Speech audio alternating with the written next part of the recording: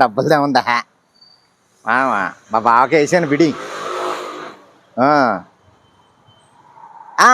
ఏం లేదు, ఇదిగో మా బావ వస్తున్నాడు, మళ్ళా చేస్తాను ఉండే.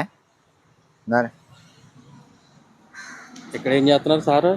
అంటే ఆ ఫోన్ వచ్చింది, మాట్లాడుతున్నాను. ఫోన్ వస్తే చేను కాడ మాట్లాడుకోవచ్చు కదా, ఇక్కడికి వచ్చి ఆడాలా?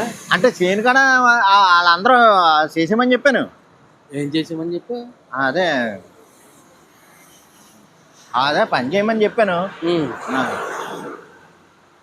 వాళ్ళకి జమా ఖర్చు చేర్చేసావా కూలీలకి? అంటే కొంత రాసి పెట్టాను, పెట్టి అదే ఇమ్మన్నాను, ఇచ్చా. అదే కొంచెం కొంచెం ఇచ్చాను, మళ్ళీ ఇస్తానన్నా. కొంచెం ఇచ్చాను, కొంచెం రాచాను, కొంచెం పెట్టాను, ఈ కాదు మొత్తం జమా ఖర్చు తీర్చారని వాళ్ళకి డబ్బులు పంపించాను. వాళ్ళకి డబ్బులు మొత్తం ఇచ్చావా? మొత్తం అంటే పని అవ్వలేదు కదా, ఇంకా కొంచెం ఉందా అని చెప్పేది కొంచెం అట్టు పెట్టాను. అరే పంట వచ్చేదాకా పని వాళ్ళు వస్తానే ఉంటారు, చేస్తానే ఉంటారు. అది కాదు, మొన్నటి దాకా చేసింది క్లియర్ చేసామని చేసావా?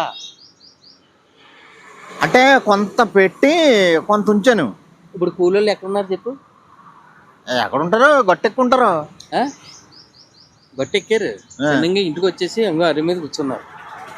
మీ బామ్మర్ది గారు కొంచెం కొంచెం ఇచ్చారండి బాబు, మళ్ళీ మాకు వారం దాకా సరిపోవాలి కదా, కూరగాయలు అది సంత చేసుకోవాలి కదా, మీరు కొంచెం మొత్తం ఇప్పించినట్లయితే సంత చేసుకుంటాం సార్ అని ఇంటికి వచ్చారు.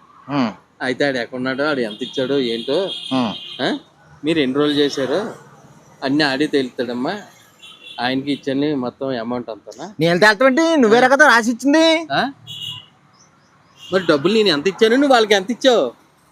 అదే ఇస్తాను, రేపు ఇస్తాలే. అదే మాట వాళ్ళ దగ్గర దిగండి రా.